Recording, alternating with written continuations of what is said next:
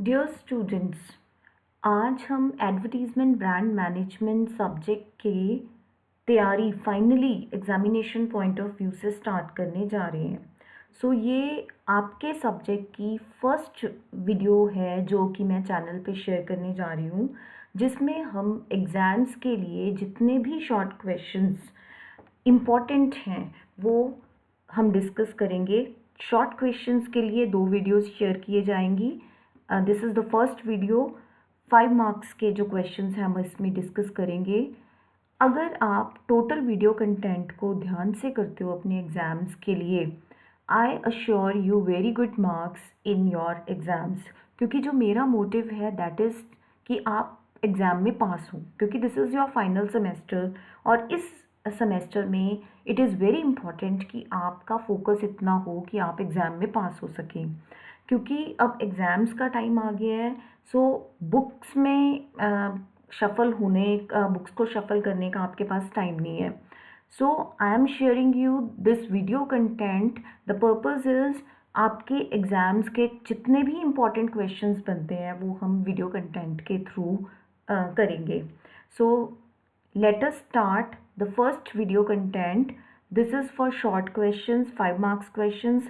जिस तरह से इन questions को मैंने वीडियो में शेयर करा है, आपने एग्जैक्टली वैसे ही वो क्वेश्चंस को एग्ज़ाम में अटैम्प्ट करना है। आप स्क्रीनशॉट्स भी ले सकते हो, दोबारा से भी सुन सकते हो।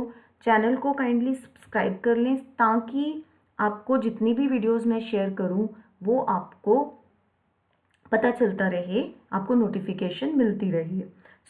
Let's start.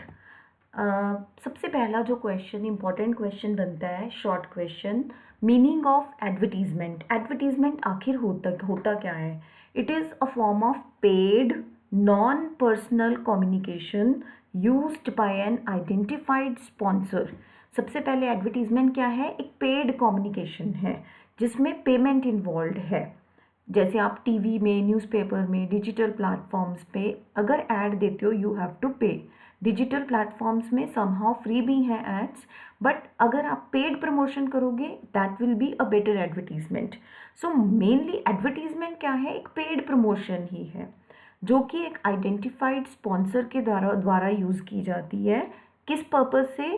To promote the product, services and ideas. इसमें वो प्रोडक्ट्स को, सर्विसेज को या आइडियाज़ को प्रमोट कर रहे हैं। किसको? लार्ज ऑडियंस को। एडवर्टीजमेंट की इंपॉर्टेंट फीचर्स क्या हैं? ये एक पेड कम्युनिकेशन है, नॉन पर्सनल है। नॉन पर्सनल का मतलब है आप किसी स्पेसिफिक इंडिविजुअल को टारगेट नहीं कर रहे एडवर्टीजमेंट में। You are directing the advertisement to a large audience.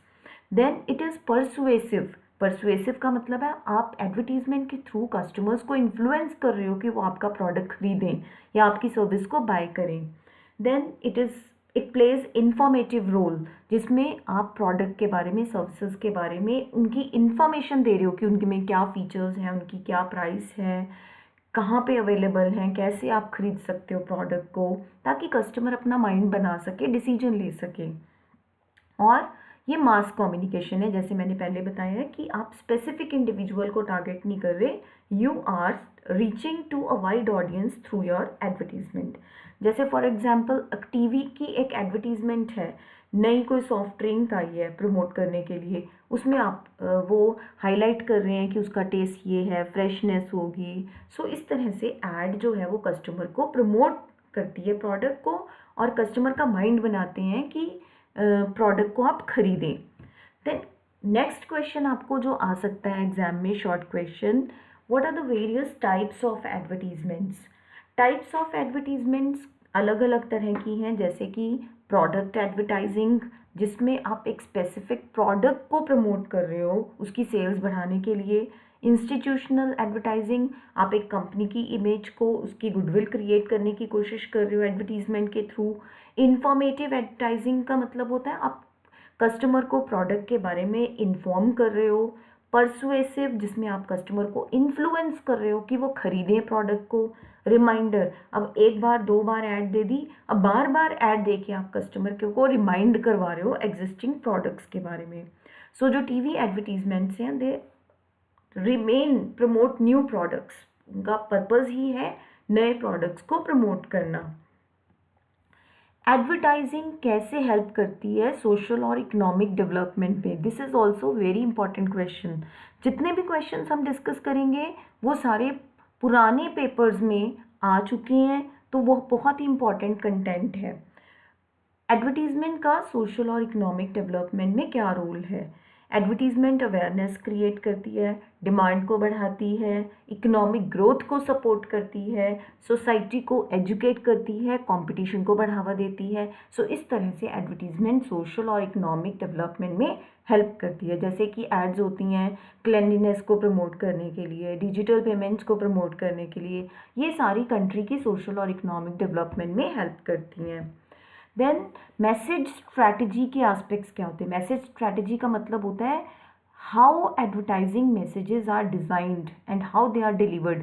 जो एडवर्टीजमेंट में मैसेज डिलीवर किया जाता है उसको कैसे डिज़ाइन किया जाता है, कैसे कस्टमर तक पहुंचाया जाता है। सो उसका कंटेंट बहुत इंपॉर्टेंट है। एडवर्टाइजिंग स्ट्रैटेजी का स्ट्रक्चर बहुत इंपॉर्टेंट है कि कैसे एडवर्टीजमेंट को अरेंज करना है लॉजिकली, उसका फॉर्मेट क्या होना चाहिए, उसकी विजुअल होनी चाहिए, लेआउट क्या होनी चाहिए, डिज़ाइन क्या होना चाहिए, ताकि वो कस्टमर की अटेंशन को ग्रैब कर सके। देन सोर्स भी बहुत इंपॉर्टेंट है कि कौन मैसेज को डिलीवर करेगा। जैसे कि अगर कोई फिल्म स्टार ऐड देता है तो उसका इम्पैक्ट अलग ही जाता है। उसी तरह कोई फेमस क्रिकेटर है, उसकी ऐड का इम्पैक्ट अलग ही जाएगा। That is the source. So a celebrity promoting a product in an advertisement, that is important. Next जो बहुत इंपॉर्टेंट क्वेश्चन है that is objective and task method of preparing advertising budget. Advertising budget prepare करने के अलग अलग methods हैं, जिसमें से सबसे इम्पॉर्टेंट मेथड है ऑब्जेक्टिव एंड टास्क मेथड, जिस पे आपको शॉर्ट नोट आ सकता है। सो ऑब्जेक्टिव एंड टास्क मेथड जो है वो एडवर्टाइजिंग के बजट को सेट करता है उसके ऑब्जेक्टिव्स को देखते हुए और उसमें क्या क्या टास्क इन्वॉल्व है उसको देखते हुए। सो कंपनी डिफाइन करती है कि कंपनी एडवर्टाइजिंग के थ्रू क्या अचीव करना चाहती है। फिर उसके टास्क आइडेंटिफाई किए जाते हैं, कौन कौन सी एक्टिविटीज़ रिक्वायर्ड हैं उन ऑब्जेक्टिव्स को अचीव करने के लिए, ताकि सिस्टमेटिकली एडवर्टाइजिंग की जा सके। कॉस्ट का एस्टिमेट लगाया जाता है और एक साइंटिफिक तरीके से लॉजिकली एडवर्टीजमेंट को डिज़ाइन किया जाता है और उसका बजट प्रिपेयर किया जाता है। इसकी मेथड्स की इम्पोर्टेंस क्या है, मेरिट्स क्या हैं कि एक्यूरेट बजटिंग हो पाती है, गोल ओरिएंटेड है, बेटर प्लानिंग हो सकती है। डीमेरिट्स क्या है? Of course it takes time, complex है, कॉस्टली भी है। देन एडवर्टाइजिंग एजेंसी क्या होती है और उसका रोल क्या है एडवर्टाइजिंग इंडस्ट्री में? एडवर्टाइजिंग एजेंसी एक ऑर्गेनाइजेशन होती है जो कि एडवर्टीजमेंट्स को क्रिएट करती है और मैनेज करती है कंपनीज के लिए। सो इनका पर्पस होता है क्रिएटिव सर्विसेज प्रोवाइड करना, मीडिया प्लानिंग करना, इवन मार्केट रिसर्च करना, बजट बनाना एडवर्टीजमेंट का, और फाइनली पूरे एडवर्टाइजिंग के कैंपेन को एग्जीक्यूट करना। एक एजेंसी जो है वो एड्स क्रिएट करती है, जैसे नए प्रोडक्ट्स लॉन्च होते हैं उनके लिए, that can be an example. Then this is the question which I expect 100% in your exam. DAGMAR approach. इसका मतलब होता है D stands for defining, A stands for advertising, G is goals for measured advertising results. ये explain करता है कि how advertising moves a customer step by step from awareness to purchase. कैसे पहले कस्टमर के माइंड में प्रोडक्ट क्रिएट होता है और फाइनली वो परचेज तक कैसे पहुंचता है। तो ये जो सारा प्रोसेस है उसको बोलते हैं DAGMAR approach. So it defines specific objective goals, clear objectives, then उसके बाद अवेयरनेस कस्टमर को क्रिएट होती है, उसके बाद कस्टमर प्रोडक्ट की फीचर्स को अंडरस्टैंड करता है, फिर वो इंटरेस्ट डेवलप करने लग जाता है और फाइनली उसका एक्शन क्या होता है, purchase the product. For example एक एड कंपनी जो है उसका जो कंप्लीट कैंपेन है leading customers from awareness to buying, that comes under DAGMAR approach. Next important question इस सब्जेक्ट में that is meaning of brand, क्योंकि सब्जेक्ट दो कॉन्सेप्ट्स का कॉम्बिनेशन है, advertisement and brand management. So अभी तक जितने भी क्वेश्चंस हम इस वीडियो में डिस्कस कर चुके हैं, they were related to advertisement. Now will discuss some questions related to brand. Brand क्या है? एक नाम है, एक टर्म है, एक सिंबल है, एक डिज़ाइन भी हो सकता है, या इन सब का कॉम्बिनेशन हो सकता है टू आइडेंटिफाई अ प्रोडक्ट और service and to differentiate it from competitors. So एक यूनिक आइडेंटिटी क्रिएट करता है brand in the minds of consumers.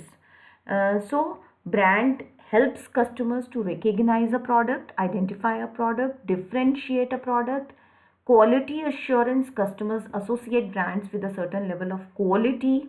So एक strong brand customer में trust build करता है और एक emotional connection build करता है. इसकी एक एग्जाम्पल दे सकते हो कि एक popular shoe brand known for quality and comfort which customers prefer over unbranded products. Then very important question is brand pyramid और ब्रांड लाइफ साइकिल क्या होता है? ब्रांड पिरामिड का मतलब है how a brand builds a strong relationship with customers step by step. एक brand customer के साथ अपना स्ट्रॉन्ग रिलेशनशिप मीन्स लॉयल्टी कैसे क्रिएट करता है step by step. First step is brand awareness. Pyramid में पहले अवेयरनेस होगी, देन परफॉर्मेंस. कस्टमर इवेल्युएट करते हैं प्रोडक्ट की क्वालिटी को, फीचर्स को, और उसमें ट्रस्ट बिल्ड करते हैं. Then brand imagery. Customer emotional connection बनाते हैं प्रोडक्ट के साथ, ब्रांड के साथ. Then brand loyalty. फाइनली वो प्रोडक्ट को, ब्रांड को बाय करते हैं और रिपीटेडली बाय करते हैं और दूसरों को भी रेकमेंड करते हैं. So for example a mobile brand first creates awareness और धीरे धीरे वो क्या करता है? लॉयल कस्टमर्स को बिल्ड करता है. Then comes brand life cycle. अब पिरामिड और लाइफ साइकिल में कंफ्यूज नहीं होना. जो पिरामिड था वो एक्सप्लेन करता है कि कैसे एक ब्रांड जो है वो स्ट्रॉन्ग रिलेशनशिप बनाता है कस्टमर के साथ, और ब्रांड लाइफ साइकिल जो है वो स्टेजेस हैं जो एक ब्रांड पास करता है थ्रू आउट इट्स लाइफ, जिसमें ब्रांड इंट्रोड्यूस किया जाता है मार्केट में, धीरे धीरे वो ग्रो करता है, फिर मेच्योरिटी स्टेज पे पहुंच जाता है और अल्टीमेटली डिक्लाइन होना शुरू हो जाता है, जो नॉर्मल लाइफ साइकिल होता है. Then comes to brand identity and brand personality. ये भी क्वेश्चन इंपॉर्टेंट है. ब्रांड आइडेंटिटी का मतलब होता है how a company wants its brand to be seen by customer. Customer कैसे उस ब्रांड को देखे, वो कैसे आइडेंटिटी बिल्ड होती है, लोगो या डिज़ाइन से, ब्रांड के मैसेज से, कंसिस्टेंसी से. कंसिस्टेंसी का मतलब है जैसे फॉर एग्जांपल एक कंपनी जो है वो सेम कलर की एडवर्टीजमेंट में जो कलर कॉम्बो होता है वो सेम होता है. So that create an identity in the mind of customers. Then differentiate. अगर एक ब्रांड एक यूनिक आइडेंटिटी जो है वो ब्रांड को स्टैंड आउट करती है, अट्रैक्ट करती है ज़्यादा कस्टमर्स को. For example a brand known for trust and quality through consistent branding, that is an example of brand identity. Then brand personality. इसका मतलब है to give human characteristics of a brand. मतलब आप एक ब्रांड को human characteristics दे रहे हो, human traits उसमें ऐड कर रहे हो, फ्रेंडली बना रहे हो, उसको बोल्ड बना रहे हो, रिलायबल बना रहे हो, ताकि वो कस्टमर के साथ एक इमोशनल कनेक्शन बिल्ड कर सके, एक इमेज क्रिएट कर सके कस्टमर में और कस्टमर को लॉयल बना सके. जैसे फॉर एग्जांपल एक स्पोर्ट्स ब्रांड है, उसको नॉर्मली आप you will see it as energetic and youthful always. These are human characteristics, but you will perceive such characteristics in a brand. Then coming to concept of brand evaluation. Brand evaluation जो है that means assessing the value and performance of a brand. आप एक brand की value को, उसकी performance को कैसे assess करते हो. It brand awareness measures how well the customers know the brand. फिर ब्रांड की लॉयल्टी कितनी है, कस्टमर कितनी बार बारी रिपीट करता है उस परचेज को या नहीं करता, ब्रांड का मार्केट शेयर क्या है और कस्टमर की परसेप्शन क्या है उस ब्रांड को लेकर. इससे ब्रांड की इवैल्यूएशन का पता चलता है. For example a brand with high sales and loyal customers. इसका मतलब क्या है? उसकी वैल्यू ज़्यादा है, स्ट्रॉन्ग वैल्यू है. Then coming to brand loyalty. Brand loyalty का मतलब है repeated purchase of same brand by the customers. अगर कस्टमर्स रिपीटेडली परचेज कर रहे हैं ब्रांड को, कस्टमर सेटिस्फाइड हैं, इमोशनली अटैच्ड हैं ब्रांड के साथ, और लॉयल हैं, इधर उधर स्विच नहीं करते, इसका मतलब ब्रांड लॉयल्टी है। फॉर एग्जाम्पल, जैसे कई बार होता है कि हम एक ही ब्रांड का मोबाइल यूज़ करते हैं, हम चेंज भी करते हैं तो सेम ब्रांड का ही लेते हैं, this is brand loyalty. Then brand extension.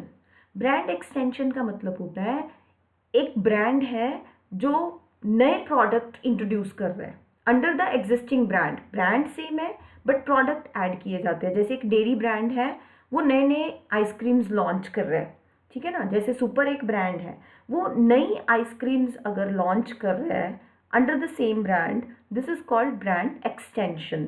So वो यूज़ कर रहे हैं ब्रांड की रेपुटेशन को, ताकि जल्दी ब्रांड जो प्रोडक्ट है वो मार्केट में फेवरेट हो जाए लोगों का।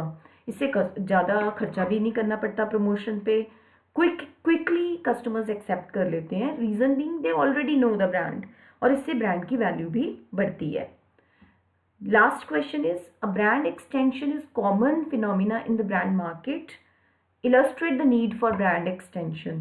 कहते ब्रांड एक्सटेंशन एक कॉमन फिनोमिना है, it means using an existing brand name to introduce a new product in the same different category. So इससे रिस्क रिड्यूस होता है, कॉस्ट भी कम होती है, इजीली एक्सेप्ट कर लेते हैं customers, they better brand utilization हो पाती है because strong brand name can be use for multiple products, और एक कॉम्पिटिटिव एडवांटेज कंपनी अर्न कर लेती है। For example, a soap brand launching shampoo under the same name, this is also brand extension. So this is all about today, and dear students, in the next videos will try कि हम बाकी के जितने भी short questions रह गए हैं वो सेकेंड वीडियो कंटेंट में हम ख़त्म कर देंगे, उसके बाद हम लॉन्ग क्वेश्चंस की वीडियो स्टार्ट करेंगे। So stay connected till your exam, सारा कंटेंट आपको मिल जाएगा, but you need to watch and listen these video content very carefully. Thank you, have a nice learning.